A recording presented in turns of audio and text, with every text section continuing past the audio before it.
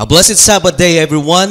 Thanks for joining us here at Revival Faith Ministries. This is Pastor Rex Frank. I hope and pray that everyone is doing well with the help and with the guidance of Almighty Father Yahweh. Thanks to all our brothers and sisters at the Revival Faith family who are present here today, as well as those joining our Sabbath service through our online broadcast. Thank you so much for spending your time with us today, and we pray that this message will bring blessings and inspiration in your lives. Hallelujah.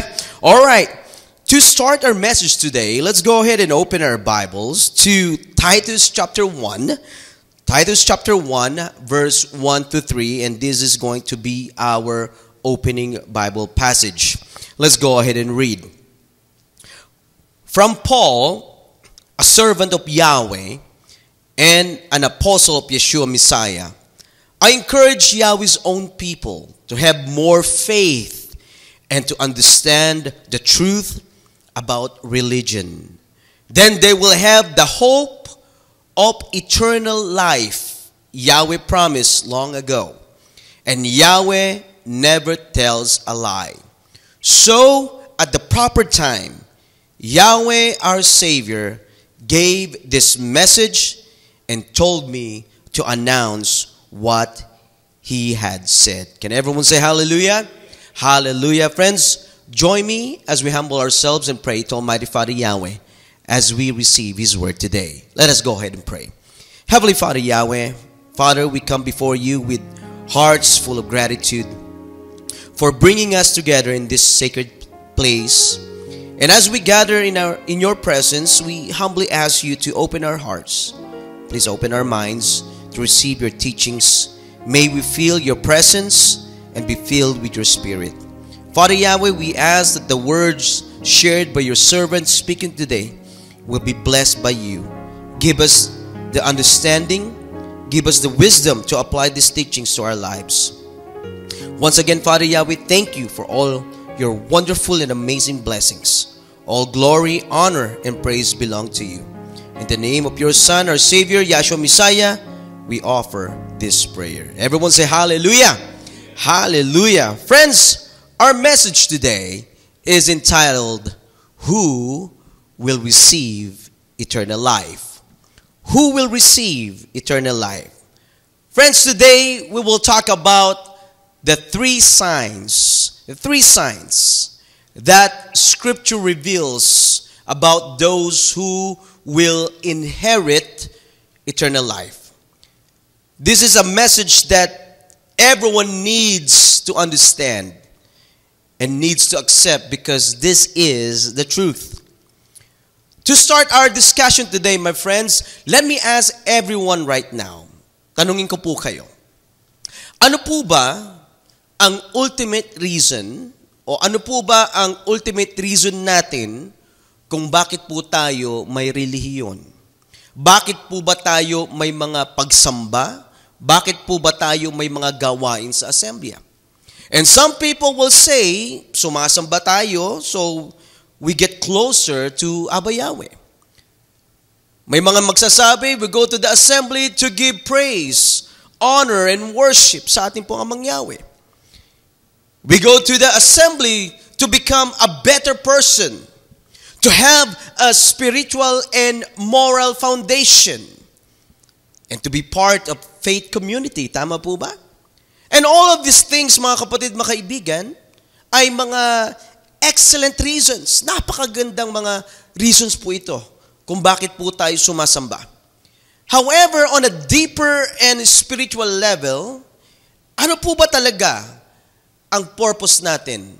Why we are pursuing spiritual relationship with Abba Yahweh and to be part of a faith community.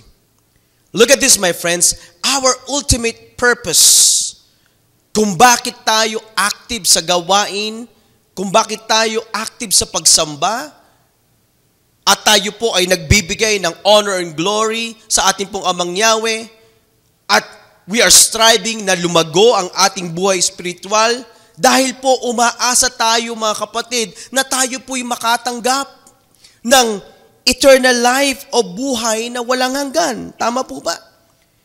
Friends, we do not attend church or join an assembly just to say we are members or simply to participate in activities.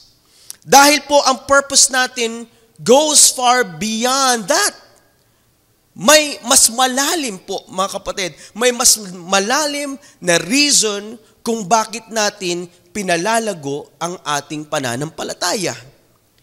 That's why doon po sa ating binasa, doon sa ating opening Bible passage, doon sa Titus chapter 1, sinabi ni Apostle Paul, sabi niya, Apostle Paul said, I encourage Yahweh's own people to have more faith.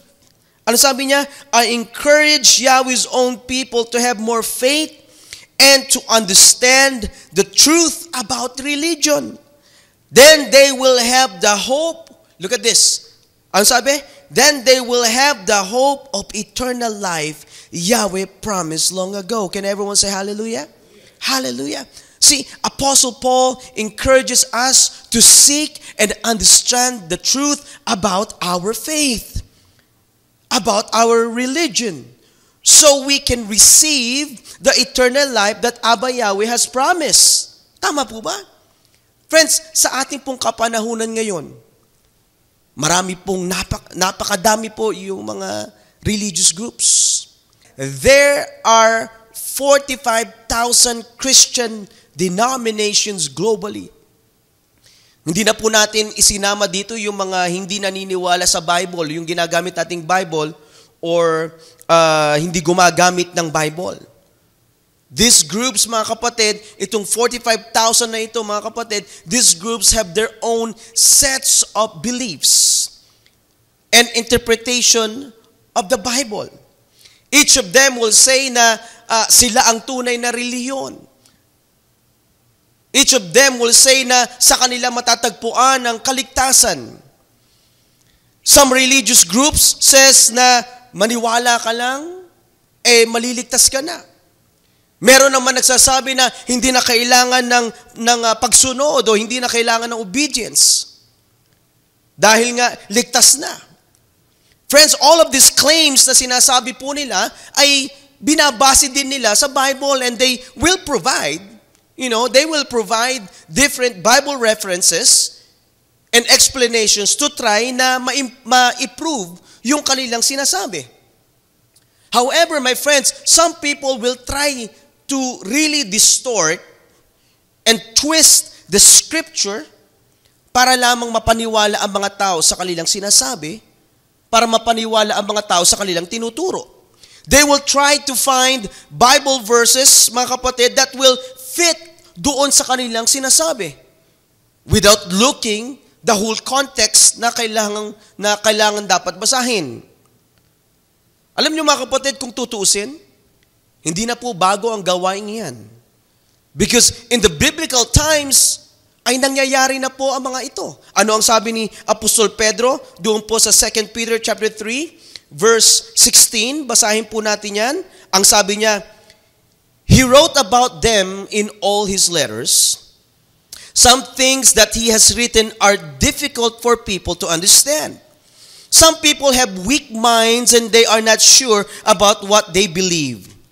They explain Paul's teaching in a way that deceive people.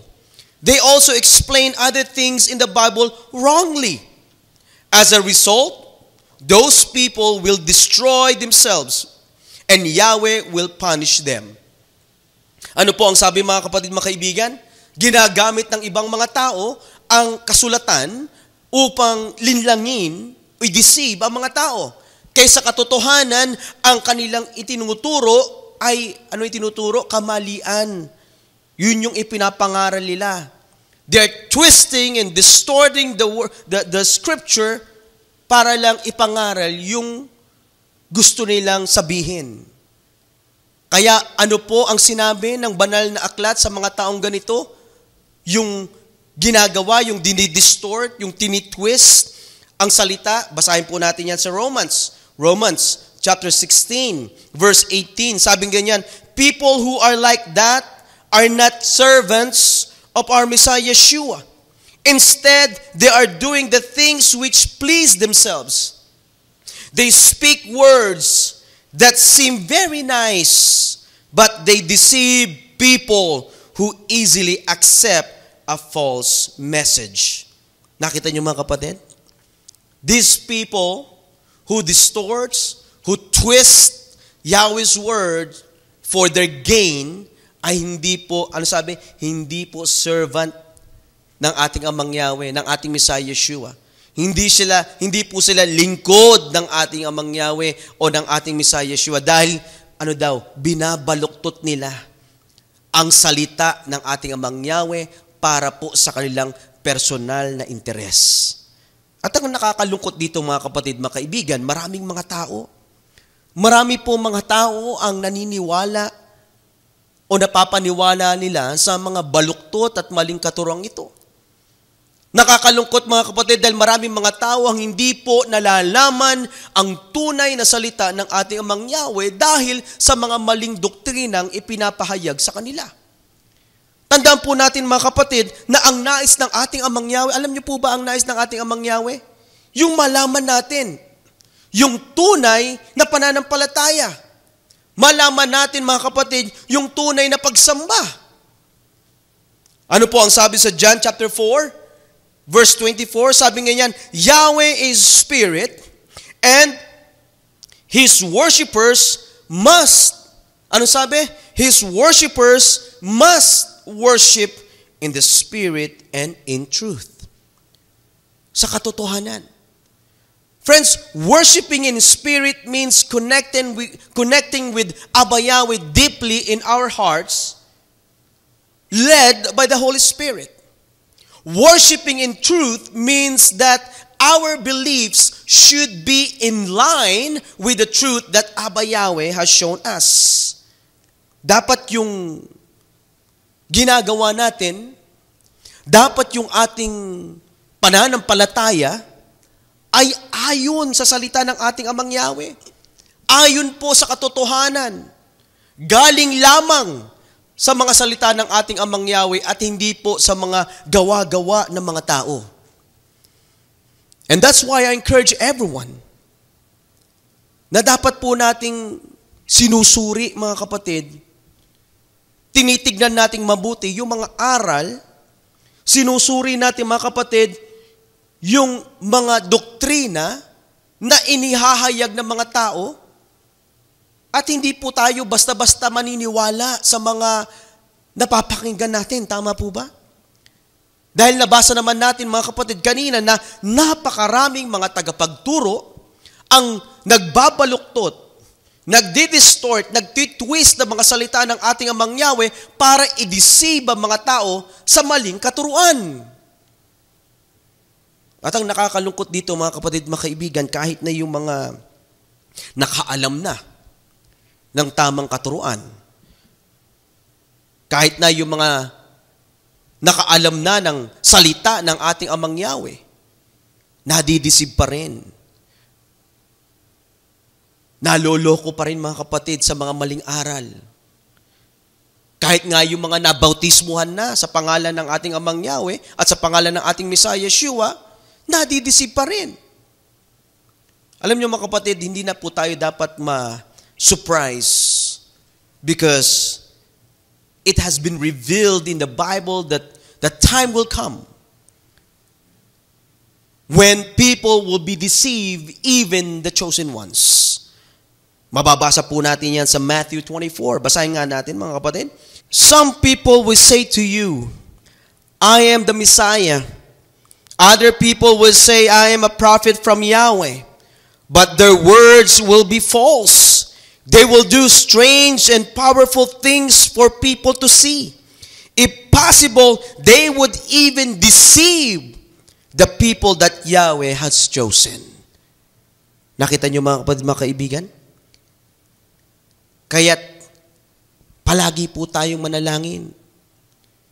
Palagi po tayong lumapit sa ating Amang Yahweh para mas lumakas pa, tumatag pa ang ating pananampalataya dahil marami po tayong nakikita o marami na po tayong nakita mga kapatid na binitawan at tumalikod sa katotohanan, tinalikuran ang ating Amang Yahweh dahil sila po ay na-deceive ng kalaban.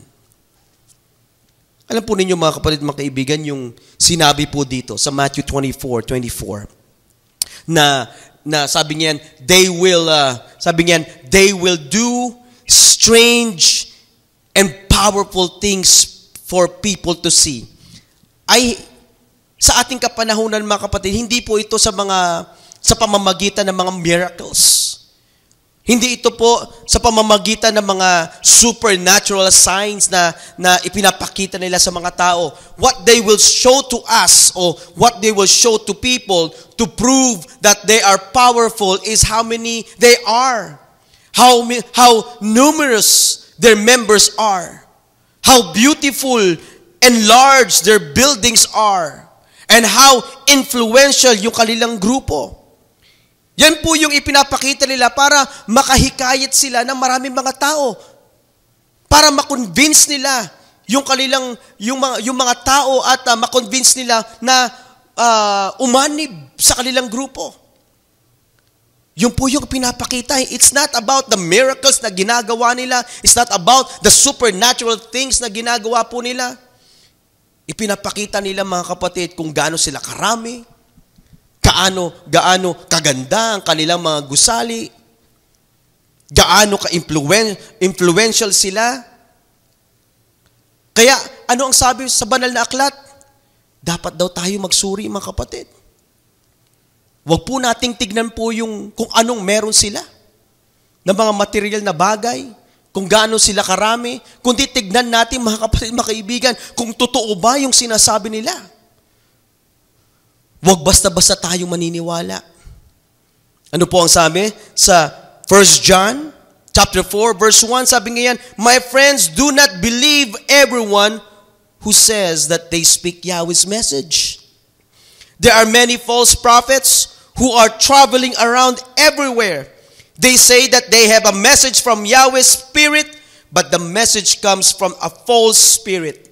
So check each message carefully to see if it is really from Yahweh." Can everyone say hallelujah? Ano po ang sabi mga kapatid na dapat nating gawin? Check each message. Hindi mo lang titignan. Sabi niya, carefully to see if it is really from Abba Yahweh. Wag po tayong madala kung gaano sila karami, wag po tayong madala kung gaano kaganda yung kanilang mga gusali o kung gaano sila ka-impluwensya. Tandaan po natin mga kapatid, mga kaibigan, ang pinag-uusapan natin dito ay yung tunay na pananampalataya at yung pamamaraan para makatanggap tayo ng buhay na walang hanggan na ipinangako ng ating Amang Yahweh. Yun po yung pinag-uusapan natin dito. Let us all remember, my friends, na hindi po magbibigay sa atin ng buhay na walang hanggan yung kung gaano karami ang membro. Hindi po magbibigay ng buhay na walang hanggan yung kung gaano kaganda at kalaki ang mga gusaling pinagsasambahan. At lalo na po, hindi po magbibigay ng buhay na walang hanggan kung gaano ka-impluwensya ang isang grupo. Tandaan po natin yan mga kapatid. Kaya po ano ang pinapaalala sa atin? Doon sa 1 John chapter 2 verse 17, basahin natin mga kapatid. Sabi ngayon, "The world and everything in it that people desire is passing away. But those who do the will of Yahweh live forever." Can everyone say hallelujah? Yung mga nakikita natin, yung ipinapakita sa atin kung gaano kagaganda yung mga gusali nila, kung gaano sila karami. Sabi ngayon, "The world and everything in it that people desire is passing away." Ang will ng ating Amang Yahweh, ang kagustuhan ng ating Amang Yahweh para sa atin, sabi niya kanina, yung makapanambahan tayo ng tama. Yung nasa katotohanan tayo. At lalo na, matamo natin yung buhay na walang hanggan, yung eternal life. So ano po ba yung mga palatandaan, mga kapatid? Ano po ba yung mga kapatid, yung palatandaan ng mga magkakamit ng buhay na walang hanggan according to the Bible? Meron po bang nasusulat mga kapatid sa Bible kung ano-ano ang mga characteristics, ano-ano ang mga qualities, ano-ano ang mga signs ng mga taong makakatanggap ng buhay na walang hanggan? Tandaan po natin mga kapatid, mga kaibigan, hindi po tahimik ang Biblia sa pagpapahayag ng mga katangiang ito. Look at this, my friends. This has been written. This has been written so we can recognize the signs at hindi po tayo ma-deceive ng kalaban. Ito po ay isinulat at ipinakita at ipinahayag sa atin ng ating Amang Yahweh para malaman natin ito upang hindi po tayo malinlang ng kalaban. Kaya dapat ay hindi tayo nagkakaroon ng mga confusion, dapat hindi tayo nagkakaroon ng mga doubts kung sino ba talaga ang mga makakatanggap ng buhay na walang hanggan pagdating ng araw. Dahil po, napakaliwanag mga kapatid, napakaliwanag ng pagkakahayag ng ating Amang Yahweh kung sino-sino lamang ang may karapatang makatanggap ng eternal life. Ito yung dapat nating siyasatin. Ito yung mga katangian, ito yung mga qualities na dapat nating pag-aralan mga kapatid. Ito yung dapat nating tignan.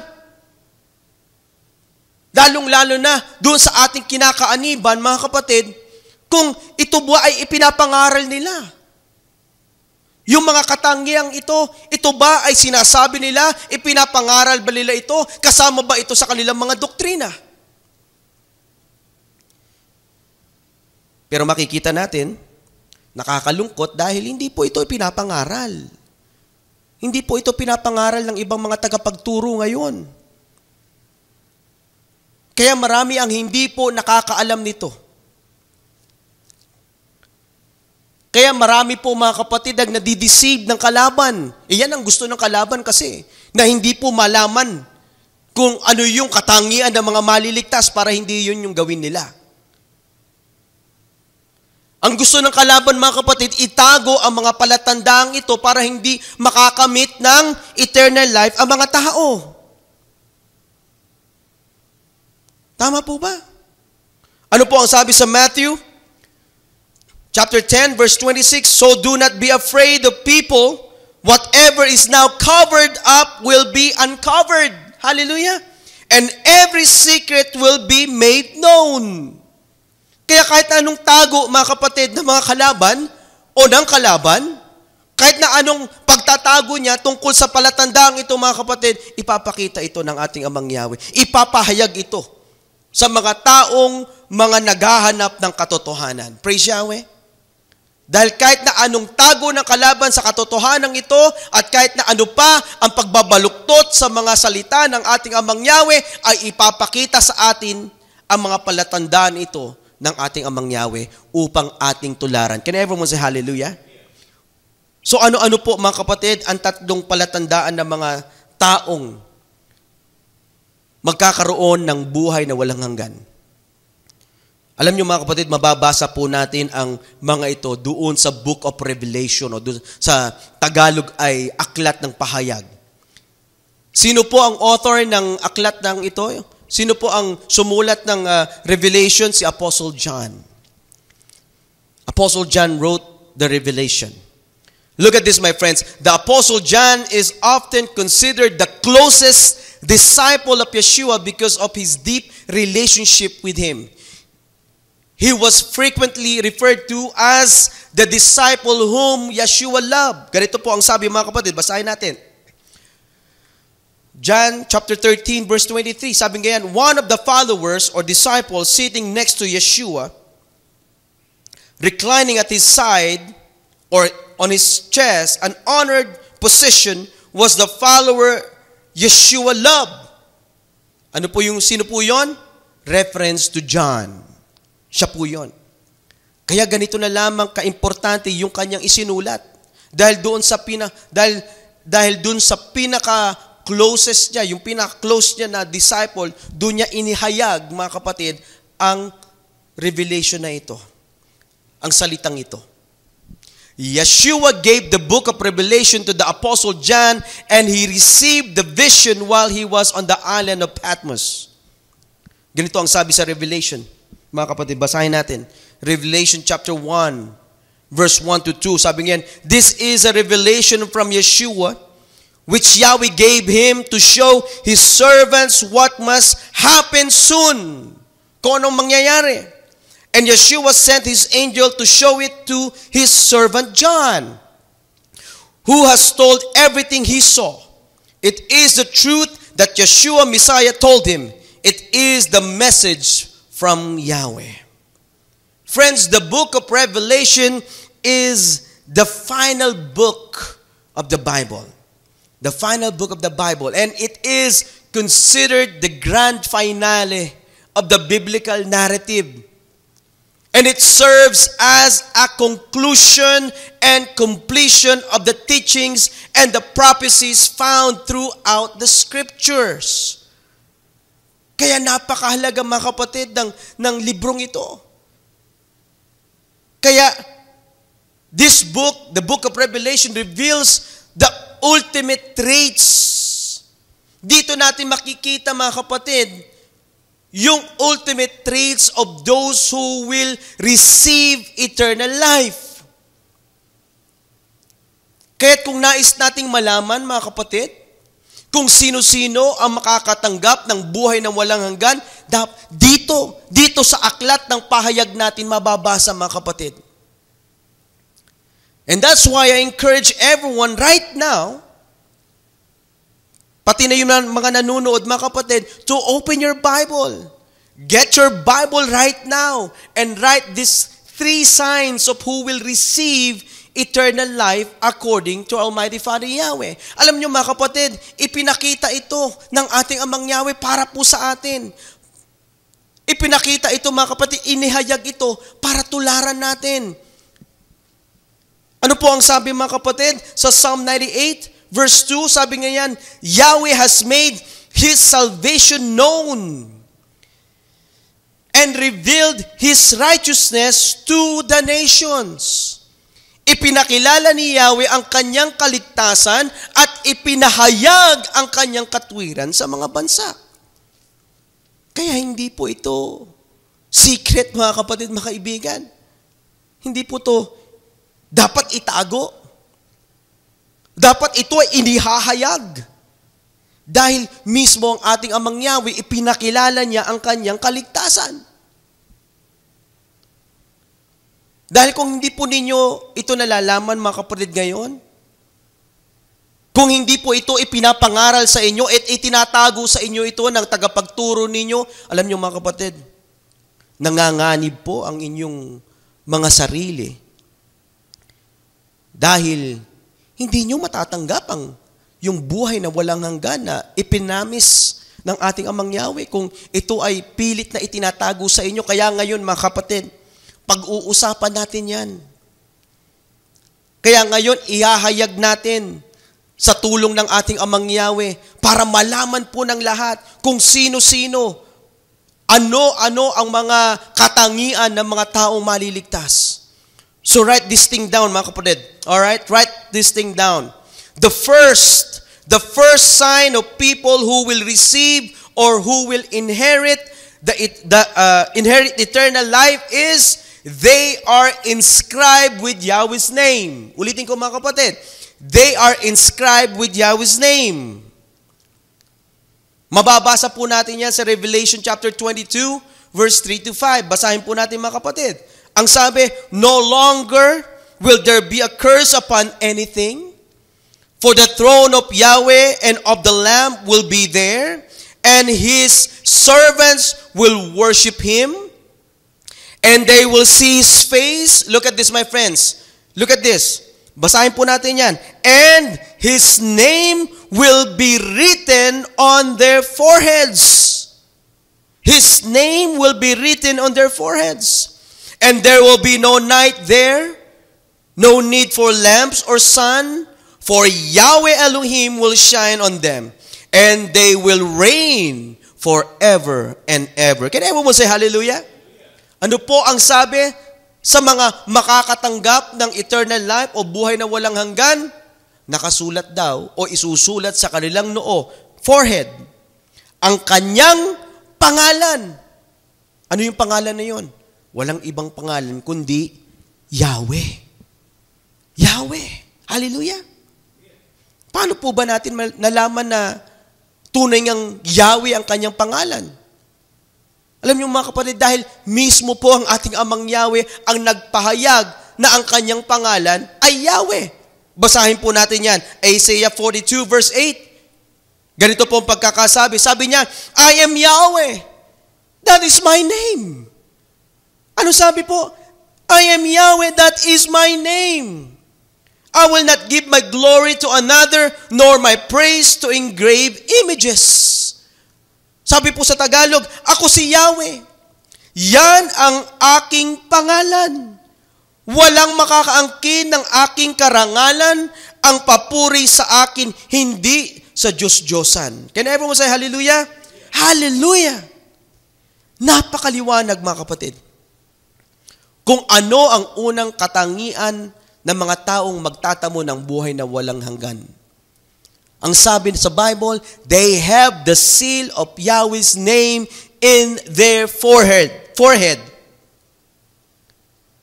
Nakasulat o maisusulat sa kanilang mga noo ang kanyang pangalang Yahweh. Hindi po Lord, hindi po God, hindi po Father or Ama, or hindi po Jesus Christ, kundi ang kanyang, sabi, pangalan. Kaya, kung hindi po itinuturo sa inyong grupo, mga kapatid, ang kahalagahan ng paggamit ng pangalang Yahweh, ay paano po makakatanggap ng buhay na walang gan yung mga membro? Dahil hindi po nila alam yung pangalang Yahweh. Tama po ba? Kung hindi po nila ginagamit ito, kung hindi po nila binibigyan ng honor and glory ang pangalang Yahweh, paano sila makakatanggap ng buhay na walang hanggan? Nakita natin mga kapatid, yung unang katangian ng mga taong magtatamo ng buhay na walang hanggan, may tatak ng pangalan ng ating amang Yahweh. Kaya mga kapatid, mga kaibigan, panahon na po. Panahon na para tayo magsuri o kayo'y magsuri. Panahon na upang hanapin ang katotohanan sa inyo pong buhay. Tandaan po nating lahat mga kapatid, pinag-uusapan natin dito mga kapatid, yung pagtanggap ng buhay na walang hanggan. At kung nais po nating matanggap ito, oras na, panahon na, upang baguhin ang maling paniniwala. Yakapin ang tunay na aral na galing po sa ating amang Yahweh. Can everyone say hallelujah? Hallelujah. Now, let us move on to the second indicator or sign ng mga taong magkakamit ng buhay na walang hanggan. Ano po yung pangalawang palatandaan ng mga taong makakatanggap ng buhay na walang hanggan? Ayan po. They bear the name of Yeshua. They bear the name of our Messiah, Yeshua. Ganito po ang sabi sa Revelation chapter 14, verse 1. At dito po natin makikita na iyong mga maliligtas ay hindi lamang nila taglay ang pangalang Yahweh sa kanilang mga noo, kundi kasama din ang pangalan ng ating Messiah, Yeshua. Basahin po natin mga kapatid. Revelation 14 verse 1, sabi nga niyan, I saw and behold the Lamb standing on the Mount Zion, and with him a number 144,000, having his name, look at this, having his name and the name of his Father written on their foreheads. Basahin po natin sa Tagalog. Tumingin ako at nakita ko ang kordero na nakatayo sa bundok ng Zion, kasama ang 144,000 tao. Nakasulat sa kanilang noo ang pangalan ng kordero at ang pangalan ng kanyang ama. Can everyone say hallelujah? Ano po yung nakasulat sa mga noo ng mga taong tinubos? Nakasulat sa kanilang noo ang pangalan ng kordero at ang pangalan ng kanyang ama. Sino po ang kordero mga kapatid? Who is the Lamb? Ganito po ang sabi sa John chapter 1. Basahin po natin. Verse 29, mga kapatid, mga kaibigan. Ang sabing ganyan, the next day, John seeth Yeshua coming unto him, and said, Behold, the Lamb of Yahweh, which taketh away the sin of the world. Basahin po natin sa Tagalog. Sabi ganyan, kinabukasan, nakita ni Juan na lumalapit sa kanya si Yeshua. Sino daw ang lumalapit sa kanya? Si Yeshua. Sinabi niya, tignan ninyo, siya ang kordero ni Yahweh na nag-aalis ng kasalanan ng sanlibutan. Hallelujah! Ano po ang pangalang nakasulat sa mga taong makakatanggap ng buhay na walang hanggan in addition sa pangalan ng ating Amang Yahweh? Walang iba, mga kapatid, kundi ang pangalang Yeshua. Yeshua. Friends, maraming nagsasabi na, Pastor, Jesus or Jesus naman yung nakasulat dito sa Bible ko.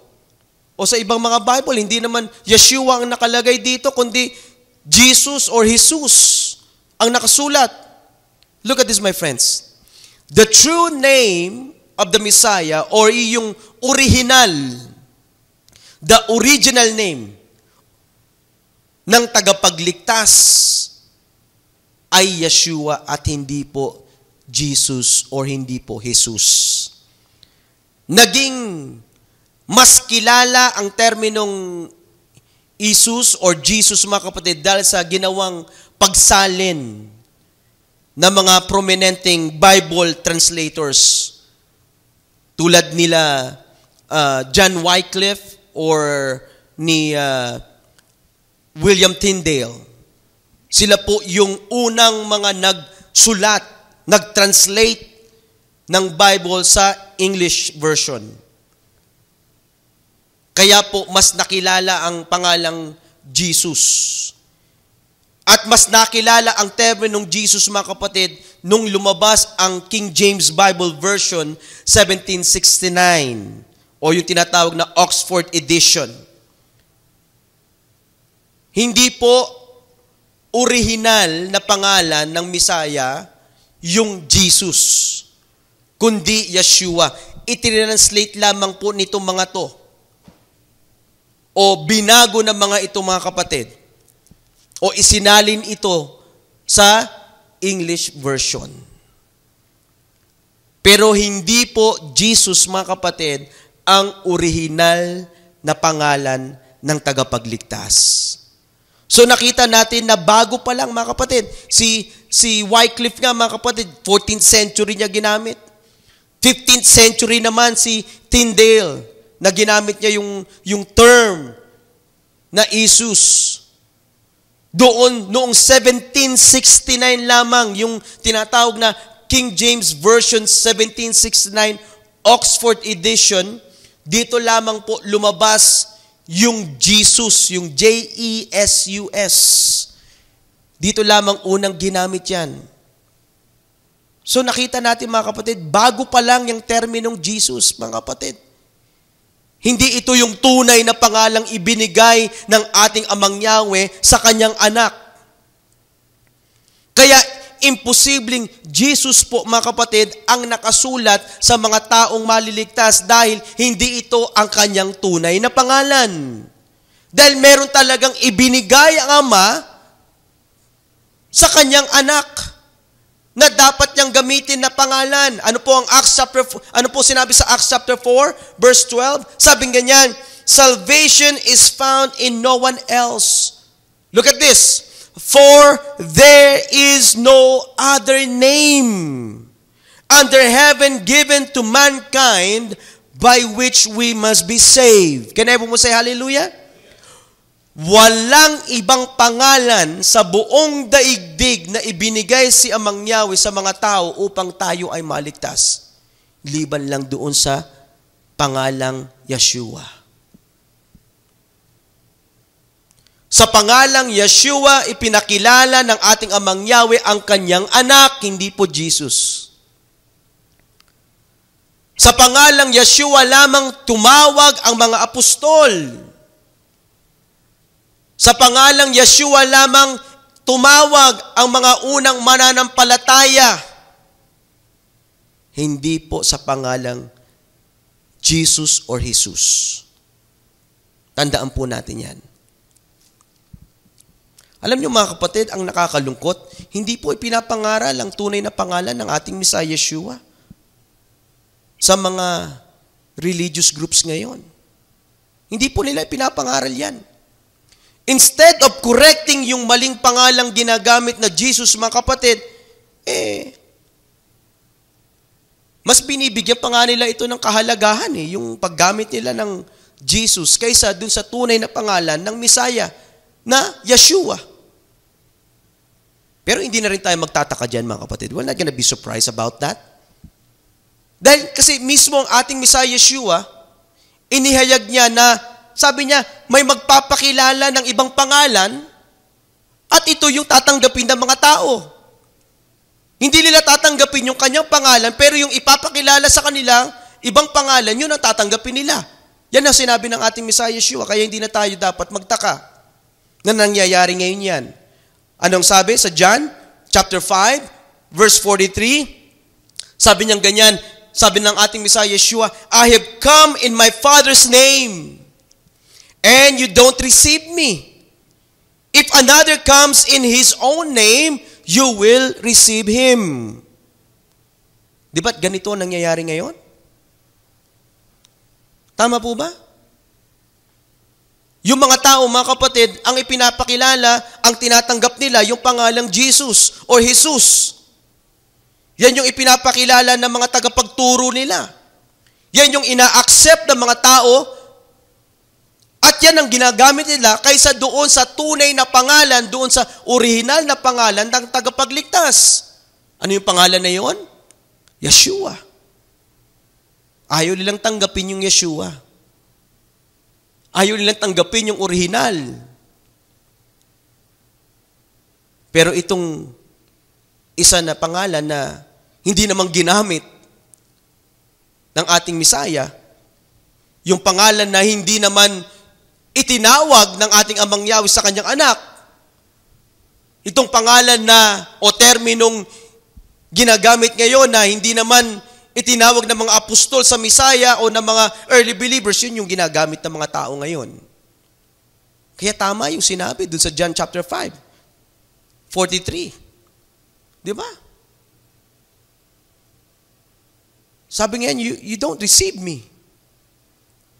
I've come in my Father's name and you don't receive me. If another comes in His own name, you will receive him.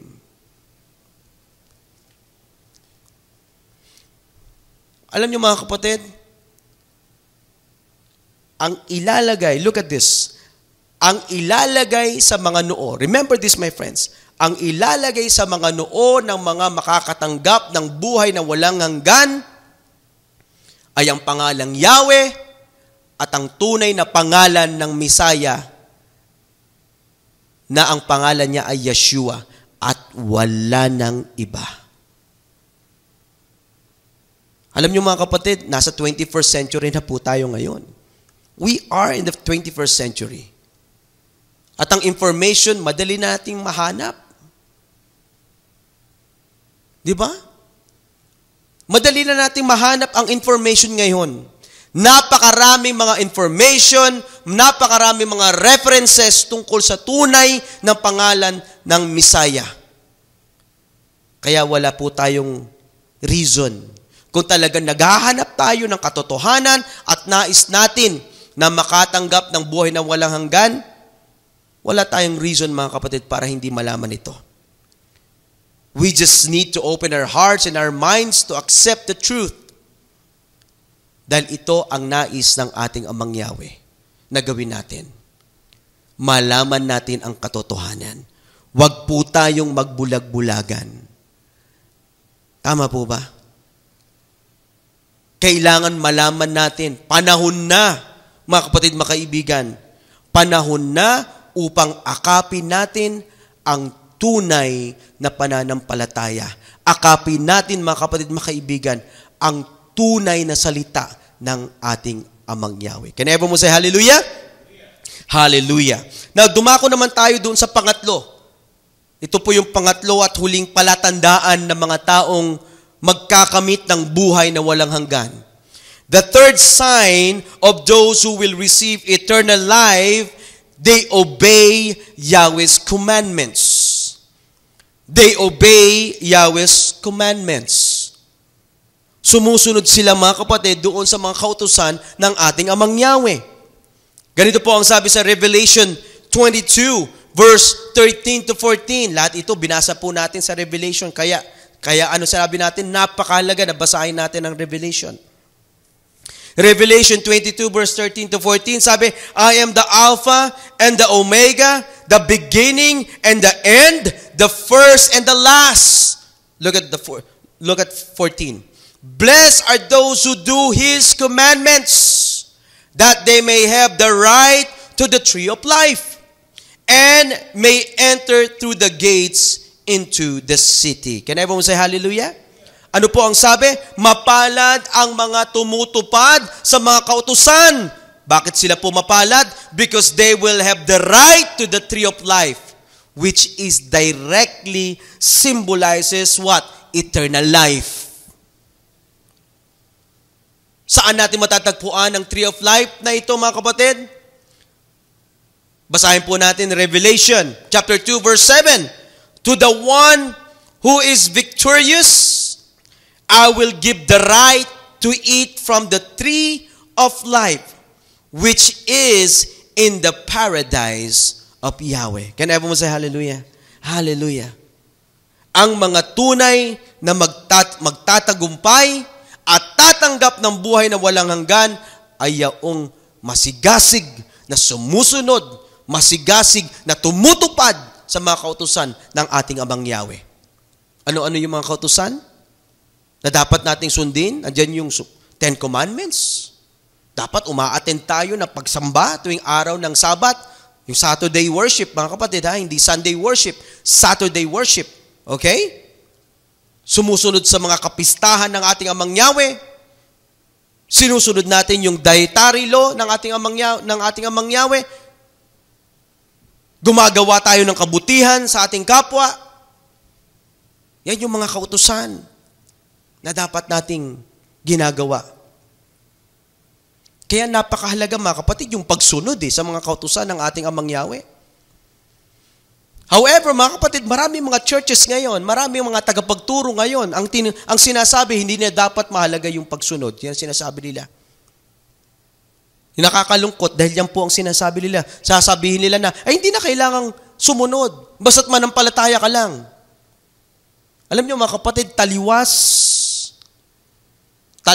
sa pahayag ng ating Amang Yahweh yung kanilang itinuturo.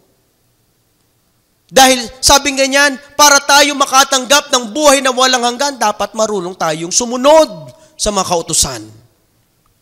Tama po ba?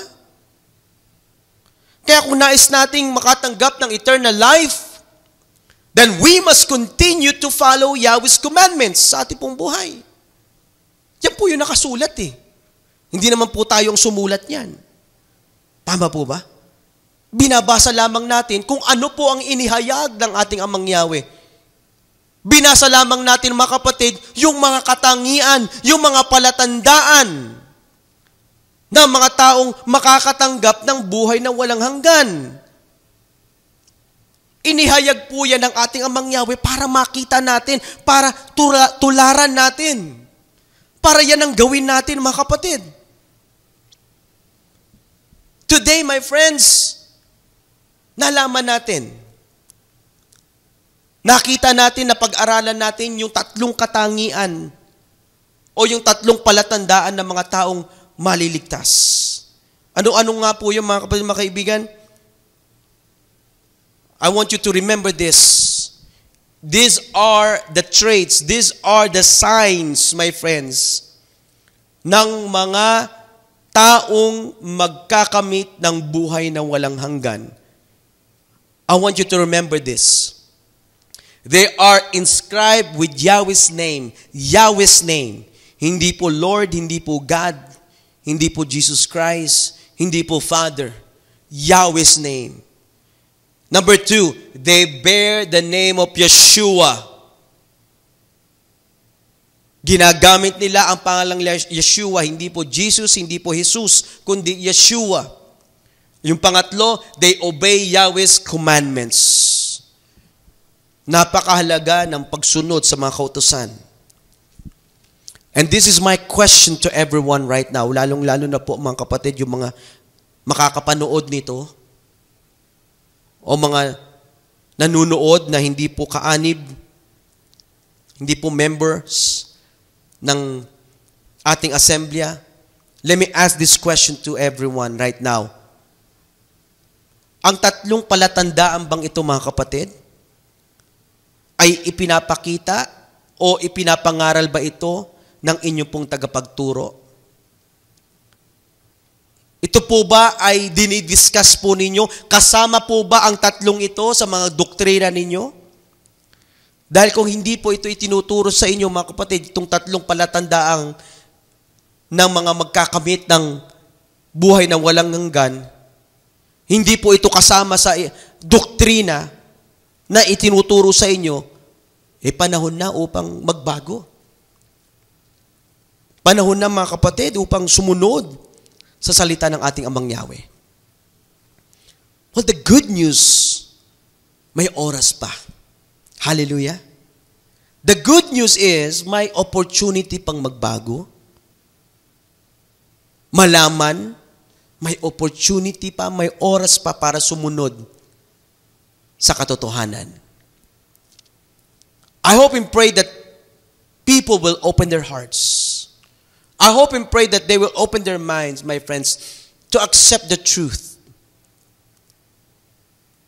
Dahil ang pinag-uusapan natin dito mga kapatid ay yung pagtanggap ng buhay na walang hanggan.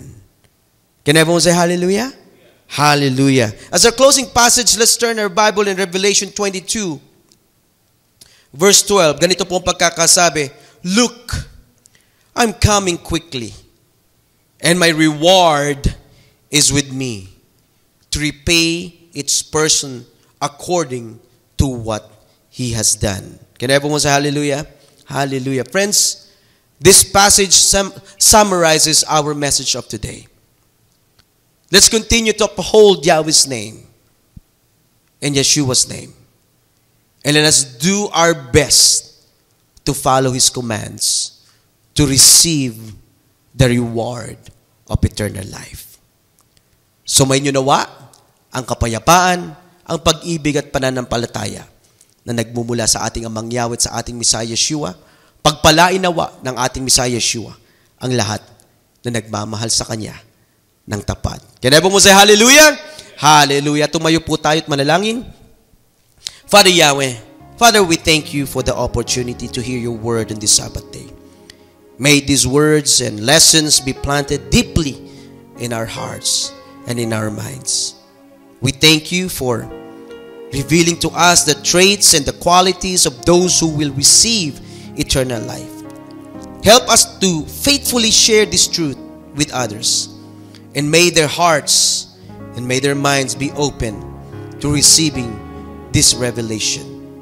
Father Yahweh, as we leave, may your word guide and strengthen and change us. Let our lives reflect your truth and love. Help us to worship you in spirit and truth. And may we be worthy to receive eternal life in your kingdom. Once again, Father Yahweh, we thank you and we bring back all the glory and praise to your wonderful and powerful name. And we ask all these things through your Son's name, our Savior, Yahshua Messiah. Hallelujah. Everyone say hallelujah. Let's go ahead and raise our hands and receive Yahweh's blessings. Yavereka ka Yahweh v'yishmereka, Yair Yahweh panaveleka v'kunika, Yesa Yahweh panaveleka v'yesem leka. Shalom. May Yahweh bless you and keep you. May Yahweh make shine His face on you and be gracious to you. May Yahweh lift up His face unto you and give you peace. Happy Sabbath, everyone. Hallelujah.